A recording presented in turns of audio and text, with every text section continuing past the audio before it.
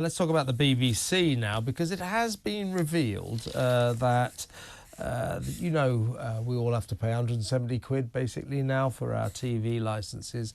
And those people who can't afford them or sometimes don't even get round to paying for them, you know the way it is.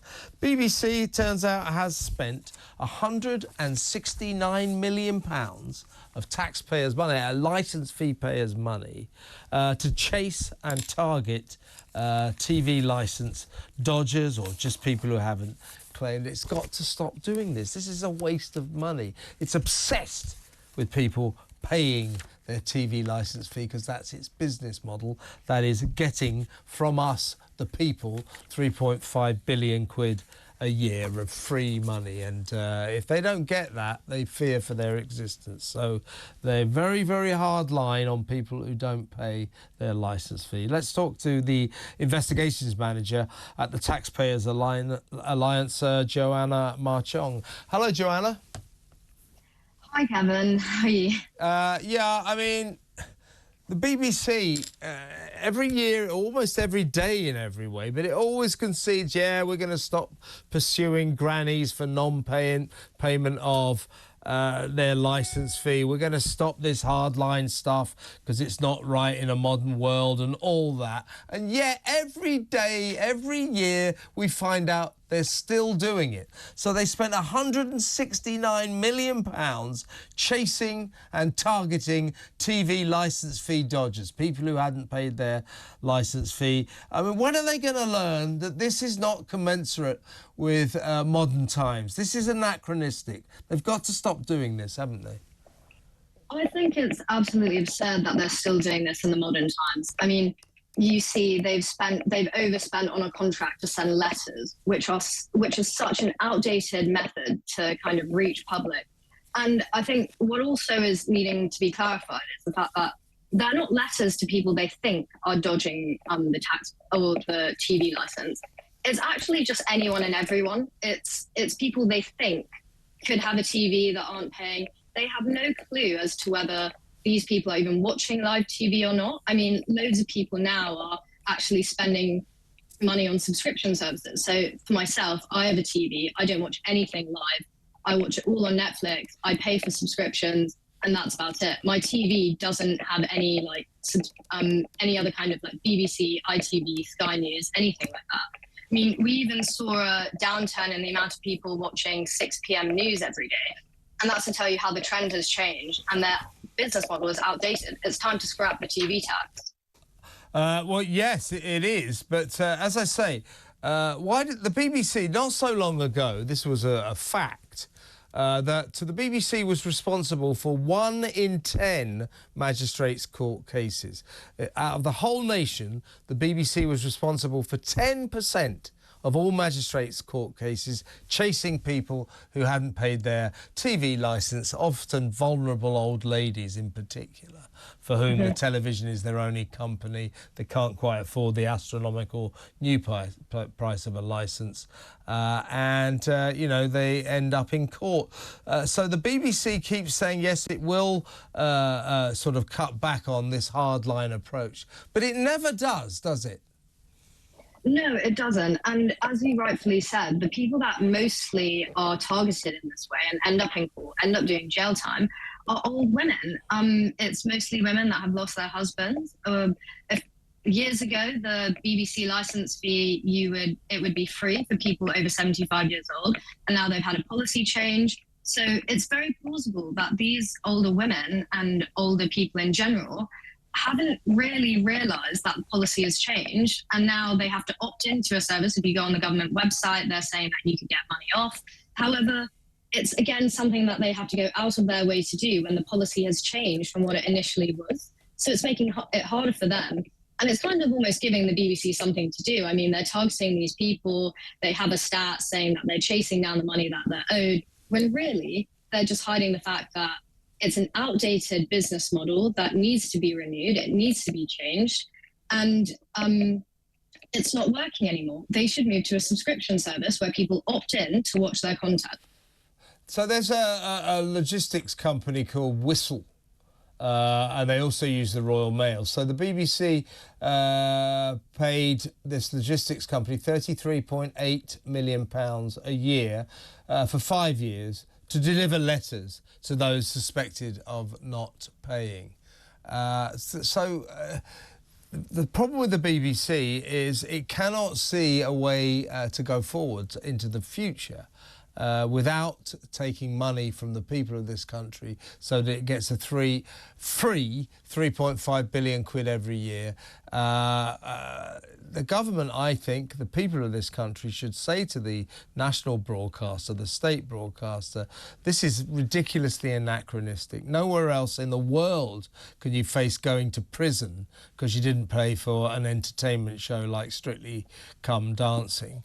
But the BBC cannot envisage existing without this free money from the people. You talk about the subscription service.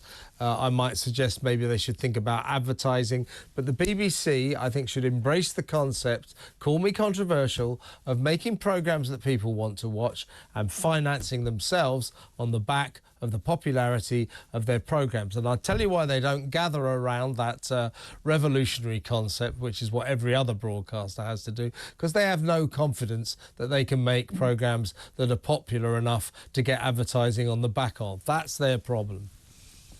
Exactly. They also have a spending issue. I mean, last week we got presented with a story, and it was in the news, about how the BBC are actually paying for live orchestra concerts for people in prison. So you have a model that actually works out well for them, because they're raking in hundreds of millions of pounds, and they have no kind of consequence onto the whole thing. Sending letters to people, which kind of makes them think that they're going to be criminalised. You're targeting people that are mentally unwell and maybe not realising that, you know, they have to pay this tax. So you're targeting almost the weakest and the oldest in society, so you can make a quick buck and not really update your methods, which is just a shame, because it's highly immoral. Yeah. And it is still technically possible, although the BBC said it will never pursue this again, but it is still technically possible to go to jail for not paying your TV licence. And not so long ago, I think it's actually finally stopped, but up until a couple of years ago, there genuinely were only a handful, but a few people would go to jail for non-payment of a TV licence, which basically is, you know, give us 170 quid, then you can watch Strictly Come Dancing or Country File. I mean, the insanity of this is just off the scale.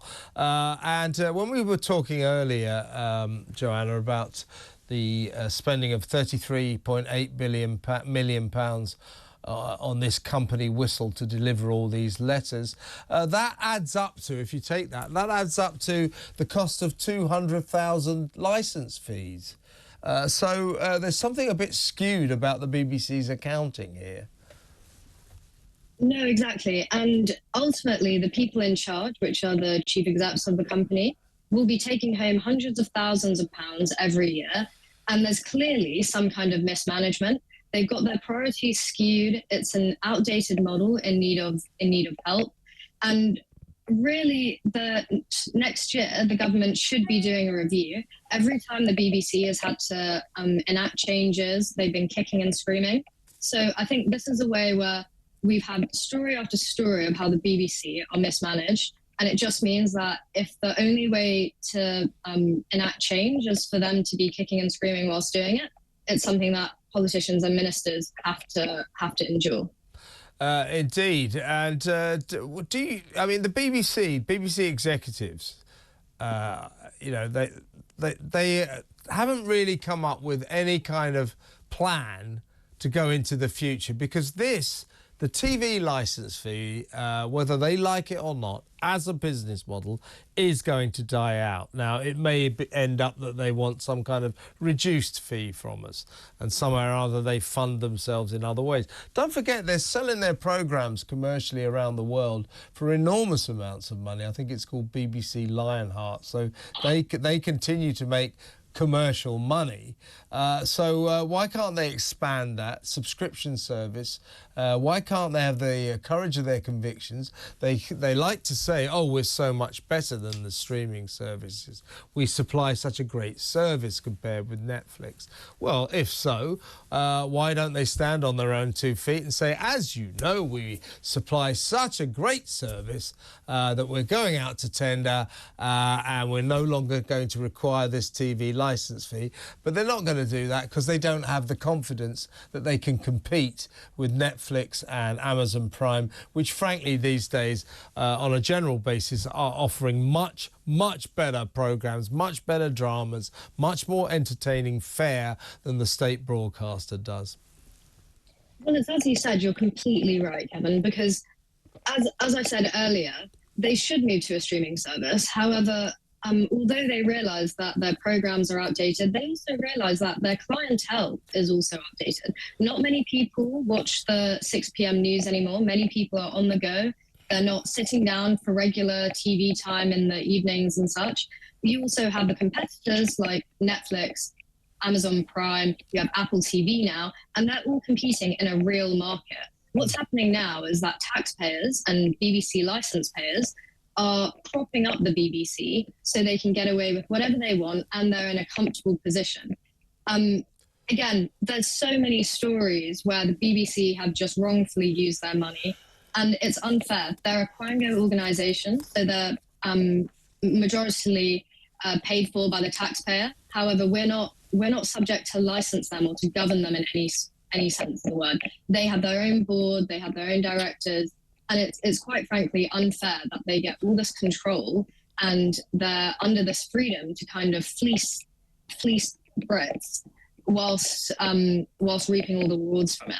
Yeah, last point really. You know, the BBC, you know, the Auntie Beeb, it likes to depict itself, portray itself as this sort of benevolent organisation that is looking after the interests of the nation. When you scrape away the surface and you you look into the relentless, the ruthless prosecution of anyone who even thinks about not paying their TV licence, the pursuit of them to court, the pursuit of vulnerable old ladies, sticking them in the dock, etc., etc., the benevolent Auntie Beeb image kind of takes a bit of a battering. In this respect, it's a malevolent force trying to fleece the nation, I think. Exactly. And it's again, we go back to the same point in the story where it's the most vulnerable that are actually being targeted with these licensee payers, with these licensee fees. You have letters going through mailboxes for just the general public. You're never going to have people that aren't suspected of not paying because they have no clue as to who owns a TV, what they're watching, etc. So you're just potlucking and wasting our money whilst doing it. The contract was initially supposed to be £158 million. They're over budget by 11 million, and it's only going to get worse. There's no kind of quota as to whether is everybody paying it. And again, everyone's not going to be paying it because it's completely it's an outdated source of watching the news, watching the television. It needs to kind of change and renew itself. So I hope next year when they have their reviews and it's subject to change, that it really does so, because it's only the most vulnerable in society that are really suffering from it. Yeah, BBC, middle-aged white people pursuing an audience, young audience, who don't watch the BBC, barely know what the BBC is, and these middle-aged white people who run the BBC don't really care about the audience that does tune into them, which tend to be middle-aged, middle-class people. They want to get the youth audience. The youth audience has gone, and the BBC will never get it back. Simple as that. Joanna, great to talk to you. Thank you very much for your time. Joanna Marchand there from the Taxpayers Alliance on the fact that BBC is ploughing through 169 million quid's worth of taxpayers' money